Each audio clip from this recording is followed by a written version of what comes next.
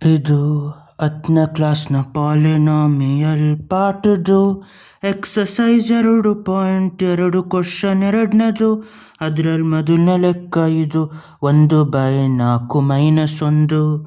ಇಲ್ಲಿ ಏನಂತ ಕೊಟ್ಟವ್ರೆ ಅಂದರೆ ಒಂದು ಕ್ವಾಡ್ರಾಟಿಕ್ ಪಾಲಿನಾಮಿಯಲ್ನ ಮಾಡಬೇಕು.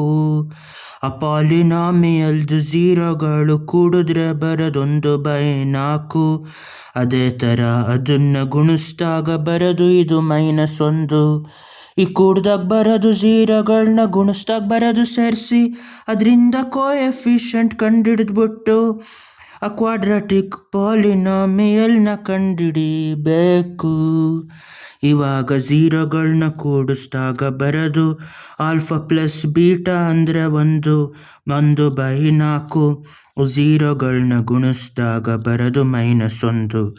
ಇದೆರಡೂ ಯಾವ ಥರ ಕಂಪೇರ್ ಮಾಡ್ಬೋದು ಅಂದರೆ ಕಂಡುಹಿಡಿಬೇಕಿರೋದು ಕ್ವಾಡ್ರಾಟಿಕ್ ಪಾಲಿನಾಮಿಯಲ್ ಅದ್ರ standard form ax² + bx + c.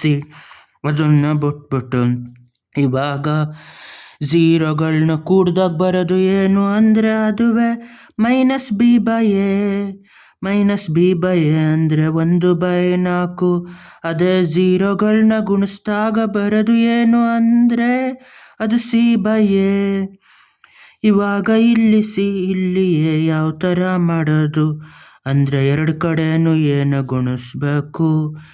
ಒಂದು ಸತಿ ಹೊಡೆದಾಕಿದಾಗ ಇಲ್ಲಿ ಬರೋದು a/4 ಅಂದರೆ -b ಅಂತ. ಅದೇ ಥರ ಇಲ್ಲೂ ಏನು ಗುಣಿಸೋದು ಇದನ್ನು ಮಾಡಿದಾಗ ಒಂದು ಸತಿ ಹೊಡೆದಾಯ್ತು. -1 ಟೈಮ್ಸ್ ಆಫ್ a ಅಂದರೆ ಇದು -a ಈಕ್ವಲ್ ಟು ಎಷ್ಟಾಯಿತು = c ಆಯಿತು. ಇಲ್ಲಿ ಇಂಟು ಟೈಮ್ಸ್ ಆಫ್ ಇಂದ ಗುಣಿಸ್ಬೇಕು. ಇಲ್ಲೂ -1 ಇಲ್ಲೂ -1ರಿಂದ ಮೈನಸ್ ಟೈಮ್ಸ್ ಆಫ್ ಮೈನಸ್ ಹೋಗಿ ಅಲ್ಲೇ ಮೈನಸ್ ಗುಣಿಸೋದಾಗಿ -a/4 = b ಅಂತ ಆಯಿತು. ಇವಾಗ ಸ್ಟ್ಯಾಂಡರ್ಡ್ ಫಾರ್ಮಲ್ಲಿ ಇದನ್ನು ಬರೀಬೇಕು. ಇವಾಗ ಯಾವುದು ಅಂದರೆ ax² ಅಂತಲೇ ಉಳಿದಿರ್ತದೆ.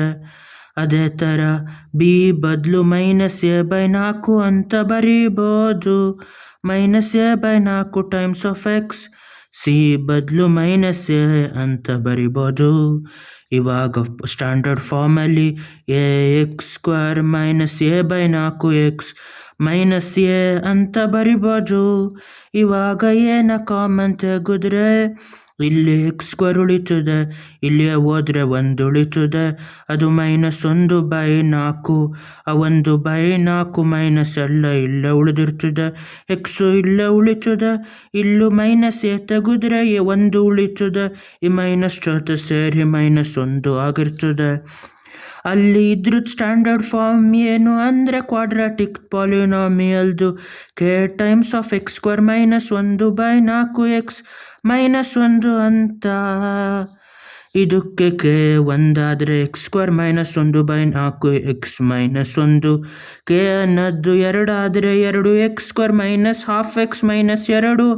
ಅದು 5 ಏನಾದರೂ ಆದರೆ 5x² - 5/4x -5. ಆ ಥರ ಕೆ ಯಾವುದೇ ಹಾಕಿದ್ರೂ ಈ ಕ್ವಾಡ್ರಾಟಿಕ್ ಪಾಲಿನಾಮಿಯಲ್ ಆದರೂ ಕರೆಕ್ಟಾಗಿ ಬದಲಾಯ್ತಾ ಇರ್ತದೆ. ಇದು ಕೊಟ್ಟಿರೋ ಪ್ರಾಬ್ಲಮ್ದು ಸ್ಟ್ಯಾಂಡರ್ಡ್ ಕ್ವಾಡ್ರಾಟಿಕ್ ಈಕ್ವೇಷನ್. ನ